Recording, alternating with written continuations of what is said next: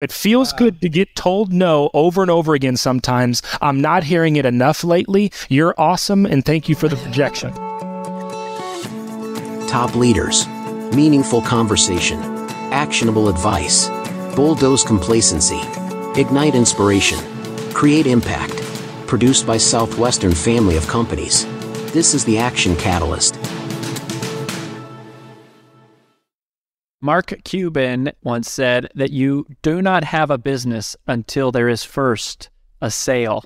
Every business starts with sales. It revolves around sales. That is what we are talking about today. Specifically, though, we are talking about prospecting. And the guest that we have brought in is Dave Brown. In my opinion, the master in the world at prospecting. And he is definitely the leading trainer, coach, consultant, speaker on helping salespeople and small business owners to overcome call reluctance. And so that's what we're going to tackle. It's his first time on the show. Dave, welcome to the show. Oh, I love it. Make me feel so good. Yes, sir. I'm here. First of all, let's talk about call reluctance. Can you sort of like define what call reluctance is? What does it look like and how does it show up? Twofold. So let's take it from the standard sales piece, because that's where most people would say that exists the most, and then we'll go at it, on the personal side. But it's simple with salespeople. I mean, if you've been in sales for 15 minutes or 15 years, you know what it is. It's that fear. It's that reluctance you have, that pause, that procrastination that comes up when you don't know what's on the other side of the door, when you don't know what's on the other side of the phone, when you don't know what's on the other side of the conversation. It literally paralyzes you. It's the biggest saboteur, procrastination being call reluctance is the biggest limiting belief and concept that keeps salespeople away from hitting their goals, achieving their dreams, getting what they want to get out of their life and having a fulfilled life and in all areas and others. So let's talk about people now. Like, let's actually talk about something like personal life. I mean, I got a really cool story coming from one of my contacts out here in Nashville. Her call reluctance would be the conversations that she's going to have with her kids she doesn't want to. I mean, just putting stuff off during the day that she knows she needs to get done, but she doesn't have like an optimal schedule, so to say, to put them in. And before that long, everything just keeps piling up in her life. So it's like, oh my God. And then she just throws her hands up in the air and relents to this stress and, I never do anything right. Then that self-doubt crap creeps in that we all deal with. So it's everywhere. It's in every conversation. Whenever you don't have a conversation with somebody you're arguing with. I mean, come on. How much has conflict come up in every one of our lives, in relationship, business, personal? So what are some of the things that we can do in terms of overcoming this call reluctance? Focus on the rejection piece of it. I guess one thing that I loved was whenever I did get rejected in sales, and this has actually become something I've put into my life, focus on the no's as being a positive thing and like actually saying positive things about when you do get rejected, because that's what we're afraid of, right? That's why we don't want to have the conversation. That's why we don't want to, make that move in our business. It's why we don't want to make that call. For entrepreneurs and business owners, it's like, gosh, should I go down this road and put all my chips in here? It's just fear. It's coming back to that. But if you can learn how to, on the other side of it, there needs to be someone else there. That's one of the reasons why we're hesitating and actually doing it. If you could just make it a good thing and just learn how to say positive things about rejection. Thank you so much for putting me in that place to house that negativity. They're not going to take that out on their family or their friends. They can give it to me because I'm strong enough to handle it, but the people around them may not be. So thank you so much for putting me in the way,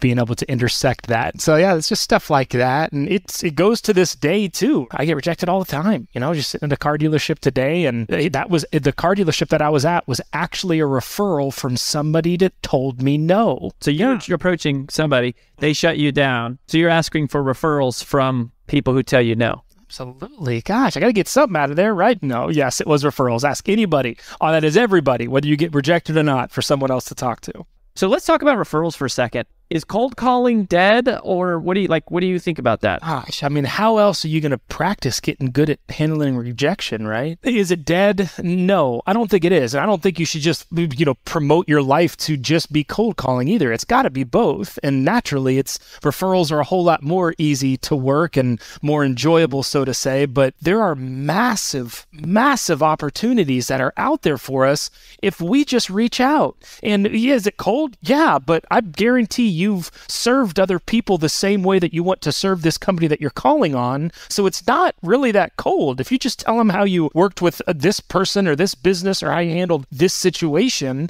and you pull that from your great experience and put that on the table as you're calling somebody coldly, quote unquote, that you don't have any momentum with or a name to use with or someone didn't refer you over to, you're going to be fine. But you got to sprinkle a little bit of that. Those of you that are in the sales piece, sprinkle a little bit of it into your lives, because it's not always going to fall in your lap. The big opportunities, the massive accounts, if you just put a call into them once a month, if you just did it once a month and say you did it for 5 years, then you will have called on that company 60 times in 5 years. I promise you that is showing that person that you're calling on or that business you're calling on that you actually care about them. And if you're going to call 60 times, my gosh, what kind of work are they going to do for us if they're going to fight this hard for us?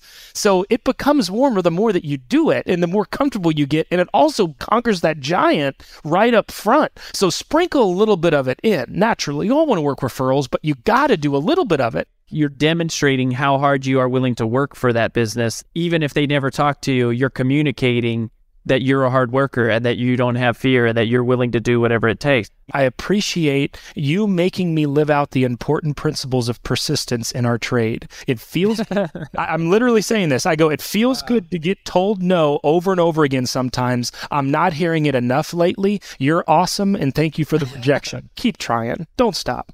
Now, let's back up here a little bit and talk about actually getting yourself to make that call. Aren't you scared? Aren't you worried about what they're going to say? All you're doing is you're just asking. All that I'm doing is just asking for their time. I'm just asking if I can come out and see them. I'm just asking for 15 minutes.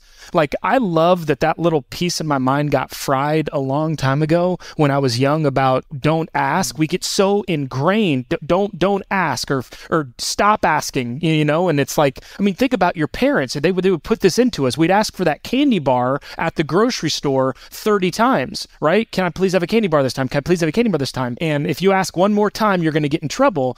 And it's like, yeah, sure. Do I not want my kids asking me for that candy bar over and over again in the store? But why not at least cultivate that type of asking? Like, thank you so much for asking. It's not going to happen this time, but don't ever forget to keep asking. Because it's like, I've done some research on this, and it blows me away why people say they don't want to ask for the stuff that they want in their life. And if you're in sales, or if you're, running a family or running a business, you have to ask for what you want, or you're not going to get what you want in anything. And that's all sales is, just asking. So I'm just asking over and over again. And if you don't do that, and the reason why people don't do that is they don't feel like they deserve what they want in their life. And it's ridiculous, because they do. And I know that's a tough word, and some people have a problem with, I don't deserve anything. But it's like, ask for what you want. We're incredible. We're amazing beings that live in the best culture that has had the most opportunity ever in history. But you're going to limit yourself by not asking for what you can see and what you want. I mean, that's the only way this world was ever changed. So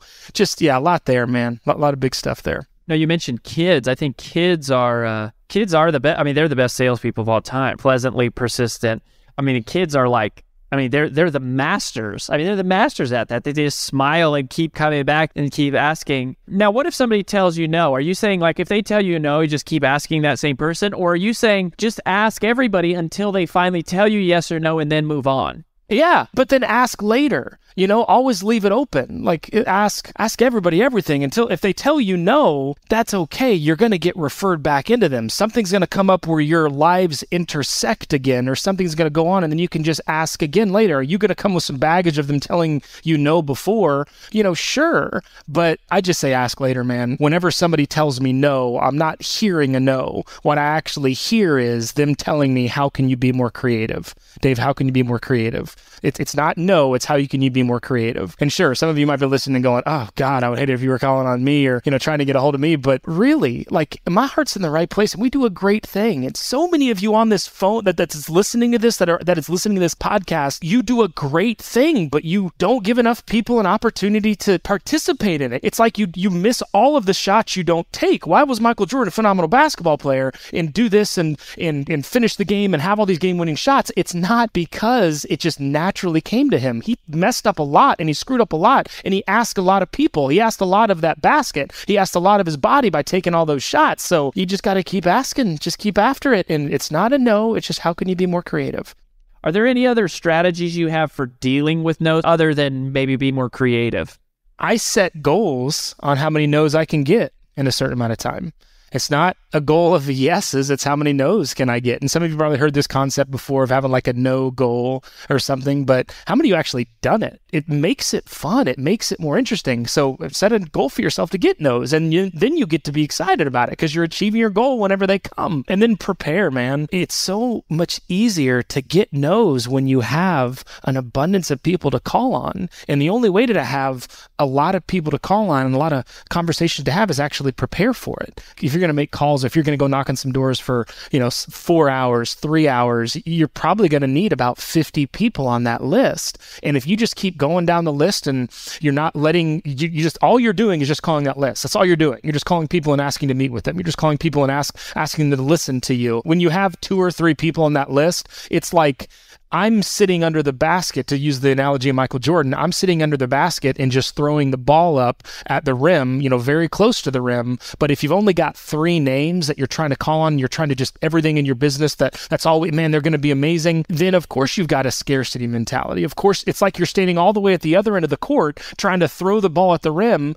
Of course, you're not going to be successful. You could get kind of lucky and catch that person for that day, but have an abundance mentality. There is so much out there. I promise you, none of you that are listening have tapped into, I bet you not even 5% of your potential market for what you're doing in this great country and in the world. My gosh, if you let scarcity in, it's all wrong. So abundance versus scarcity for sure. And then maybe making some fun, playing a game, having a goal to get a certain amount of no's in a certain amount of time. I would say those would be some mental parts.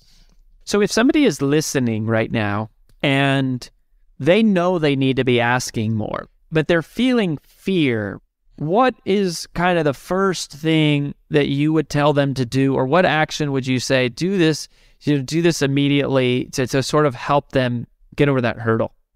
And that could be so much. It could be fear there. There could be self-doubt. There could be disgust with their current situation. There could be so much there that's holding them back. So this is not a light thing. What I would say is let your legs or your hands or something else do the thinking.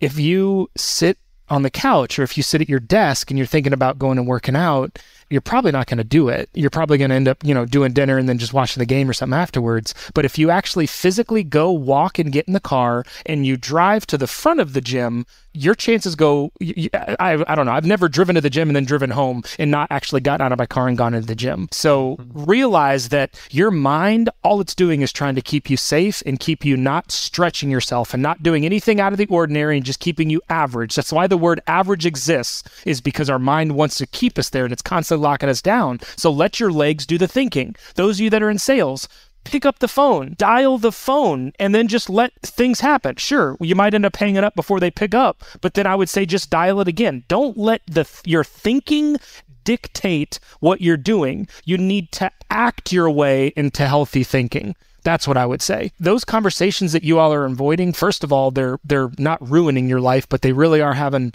a bearing on it. It could be holding untapped potential in you that you don't even know exists. So I would say go to that person, like go to your kid or your brother or your sister or friend that you haven't talked to in a long time, or your parents that you've got stuff you're holding on to. Like go call them, actually leave a message on their voicemail. Don't let your mind dictate what the outcome's going to be. We don't know what the outcome is. I mean, come on, that's what makes great movies, right? That what makes great conversations. You have no idea what's coming. All you're going to predict is negative things. Our mind is only going to predict negative things. If you're like me, which maybe you are, maybe you're not, but that's all my mind does. So I've got to convince it otherwise with my actions. So I constantly am acting my way into healthier thinking, let my legs, let my hands do the thinking, letting, just the world play out by actually doing it. That's what I would say, man. You're the epitome of a practitioner, of somebody who's actually doing this. Thanks for being here. Thank you. If you enjoy this podcast, please make sure to subscribe. And to stay updated on everything that the Action Catalyst is up to, make sure to follow us on Facebook and Instagram at Action Catalyst Podcast and on Twitter at Catalyst_Action. And thanks for listening.